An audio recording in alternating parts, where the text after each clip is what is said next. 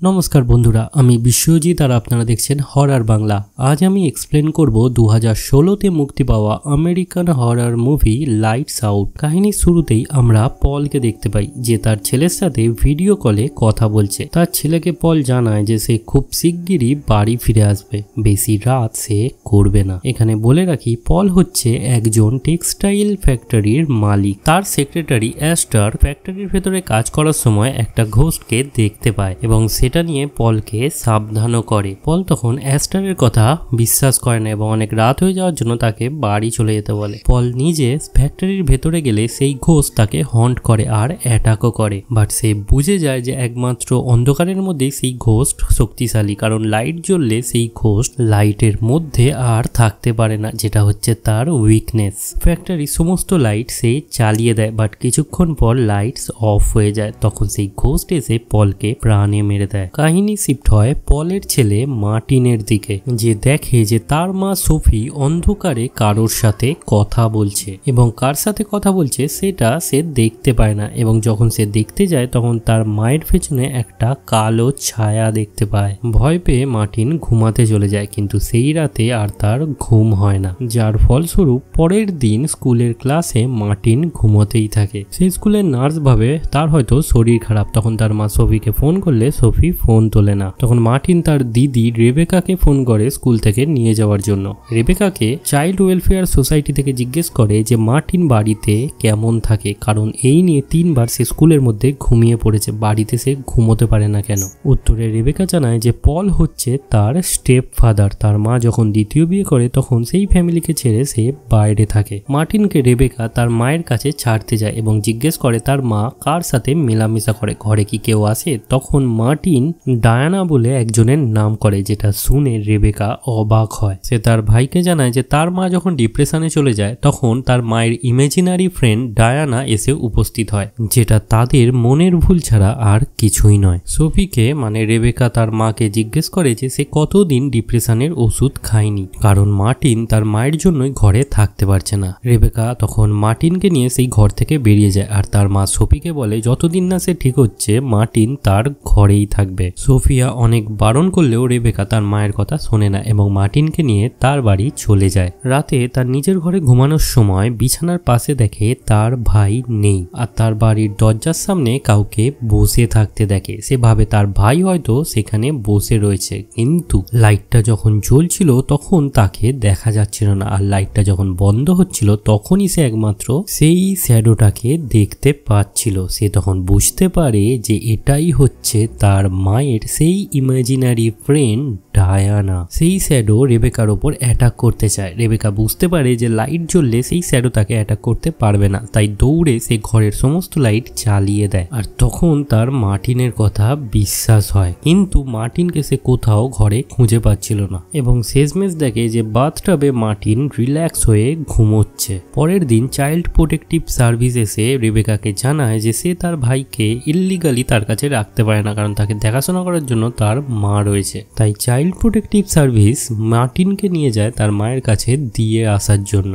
যখন তারা চলে যায় তখন রেবেকা সেই দরজার মুখে একটা নাম খোদাই করা দেখতে পায়, যেটা ছিল ডায়ানা। তখন সে পুরোপুরি বিশ্বাস করে যে তার ছোটবেলার দেখা ডায়ানা অ্যাকচুয়ালি এক্সিস্ট করে। তখন রেবেকা তার বয়ফ্রেন্ডকে সমস্ত ঘটনা খুলে বলে আর ঠিক করে যে যখন তার মা থাকবে না তখন চুপি চুপি তার মা সোফির ঘরে গিয়ে ইনভেস্টিগেট করবে ডায়ানার ব্যাপারে। আর তারা যায় এবং রেবেকা ডায়ানা আর তার মায়ের একটা পুরনো ছবি দেখতে পায় এবং অনেক পুরনো ফাইল ঘেটে জানতে পারে যে তার মা আর ডায়ানা তারা দুজনেই ছোটবেলায় মেন্টাল হসপিটালে ছিল, যেখানে ডায়ানার বেস্ট ফ্রেন্ড ছিল সোফি। সে আরো জানতে পারে যে ডায়ানার একটা স্কিন ডিসঅর্ডারের প্রবলেম ছিল। কোনো আলো বা সূর্যের আলো যখন তার স্কিনে লাগতো তখন ডায়ানা সেটা সহ্য করতে পারতো না, একটা অদ্ভুত বিহেভিয়ার করতো। আর একদিন যখন চিকিৎসকেরা তার উপর মেন্টাল হসপিটালে এক্সপেরিমেন্ট করছিল ইলেকট্রিক শক দিয়ে, তখনই পুড়ে ডায়ানা মারা যায়। রেবেকা এখানে বুঝতে পারে যে ডায়ানা একজন তার মায়ের ইমাজিনারি ফ্রেন্ড তো বটেই, তার পাশাপাশি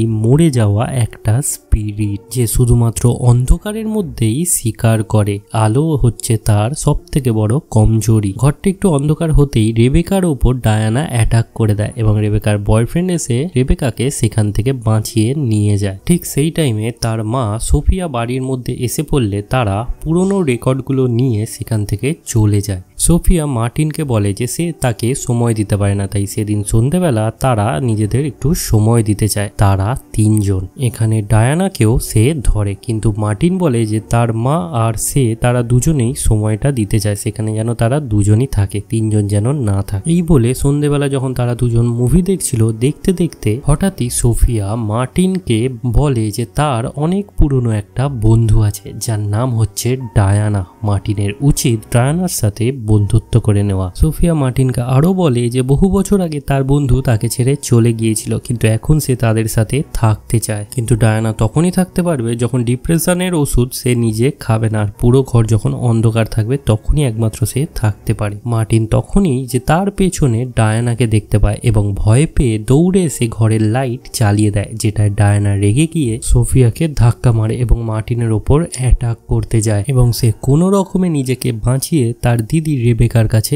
চলে যায় আর তার মায়ের সমস্ত ঘটনা তার দিদিকে খুলে বলে। রেবেকা তখন তার ভাইকে ডায়ানার ঘটনাটা খুলে বলে যে 13 বছর বয়সে ডায়ানাকে একটা বেসমেন্ট থেকে সেখানকার লোকেরা উদ্ধার করেছিল। তখন তার একটা স্কিন ডিসঅর্ডারের প্রবলেম ছিল, যে কারণে আলোর মধ্যে সে থাকতে পারতো না, তাই কিছু কিছু লোকে তাকে এভিল বলেও ডাকতো। মেন্টাল হসপিটালে যখন ডায়ানাকে নিয়ে যাওয়া হয় তখন তার মা সোফির সাথে তার আলাপ হয় এবং তার মায়ের ব্রেন এমনভাবেই ক্যাপচার করেছিল যে সোফিয়া তাকে বন্ধু হিসেবে ভাবতো। তাদের মা যখন ডিপ্রেশনে চলে যায় তখনই এই ডায়ানা আসে। রেবেকা যখন ছোট ছিল তখন তার বাবা মারা যায় আর তখনই ডায়ানাকে সে দেখেছিল। ছোটবেলায় সে হয়তো এটা তার মনের ভুল ভাবতো, কিন্তু পরে সে রিয়েলাইজ করে ডায়ানা অ্যাকচুয়ালি এক্সিস্ট করে। মার্টিন তখন কোশ্চেন করে যে ডায়ানা যদি মরে গিয়ে থাকে তাহলে সে এইভাবে তাদের অ্যাটাক কিভাবে করছে। উত্তরে রেবেকা জানায় যে তার মা মেন্টালি ঠিক হয়ে গেলে ডায়ানা সেখান থেকে চলে যাবে, কারণ ডায়ানা তার মায়ের সাথেই কানেক্টেড। কিন্তু ডায়ানা কখনোই এটা করতে দেবে না, কারণ তাদের তৃতীয় পক্ষের বাবাও সেটাই ট্রাই করেছিল আর ডায়ানা তাকে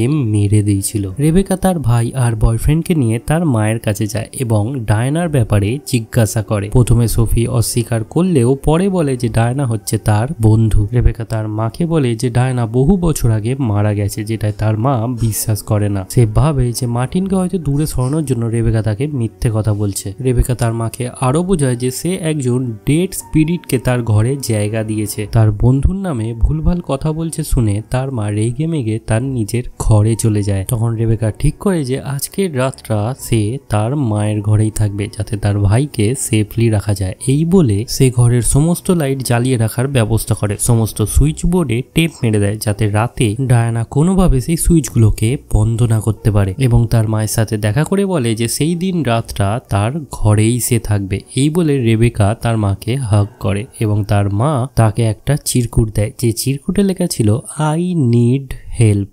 এরপর সে দেখে যে তার মা গত কয়েক বছর ধরে ডিপ্রেশনের ওষুধগুলো খায়নি, সেগুলো পড়েই রয়েছে। এরপর সে তার ভাইয়ের কাছে গিয়ে ঘুমিয়ে পড়ে। মাঝরাতে যখন তার ঘুম ভাঙে দেখে ঘরের সমস্ত লাইট অফ। তখন সে একটা টর্চ নিয়ে ঘরের বেসমেন্টে যায় কি হয়েছে ইলেকট্রিসিটি সেটা দেখার জন্য। অন্যদিকে তখন মার্টিনেরও ঘুম ভেঙে যায় এবং উঠে দেখে তার দিদি তার পাশে নেই। তখন একটা মোমবাতি নিয়ে ঘরে যখন সে ঘুরতে থাকে তখন ডায়ানা তাকে অ্যাটাক করে দেয়, কিন্তু মোমবাতি আলোতে সে কিছুতেই মার্টিনের কাছে আসতে পারে না। তখন মার্টিনও দিদিকে খুঁজতে খুঁজতে বেসমেন্টে চলে যায় আর তখন রেবেকা রিয়েলাইজ করে এটা হচ্ছে একটা ট্র্যাপ, তাদের দুজনকে বেসমেন্টে আটকে দেওয়ার জন্য। আর তখনই ডায়ানা বেসমেন্টের দরজা বাইরে থেকে বন্ধ করে দেয়। রেবেকা তখন তার বয়ফ্রেন্ডকে ডাকে হেল্প করার জন্য, যাতে এসে সে দরজাটা খুলে দেয়, কিন্তু তাকেও ডায়ানা অ্যাটাক করে। এরপর সে গাড়ি চালিয়ে সেখান থেকে পালিয়ে যায়। রেবেকা আর মার্টিন ভাবে যে তার বয়ফ্রেন্ড ভয় পেয়ে হয়তো তাদের ছেড়ে চলে গেছে, তাই তারা দুজনেই সেই বেসমেন্ট থেকে বেরোনোর চেষ্টা করে। অন্যদিকে সোফি বুঝতে পারে যে ডায়ানা তার বাচ্চাদের ক্ষতি করতে চাইছে, তখন তাকে সে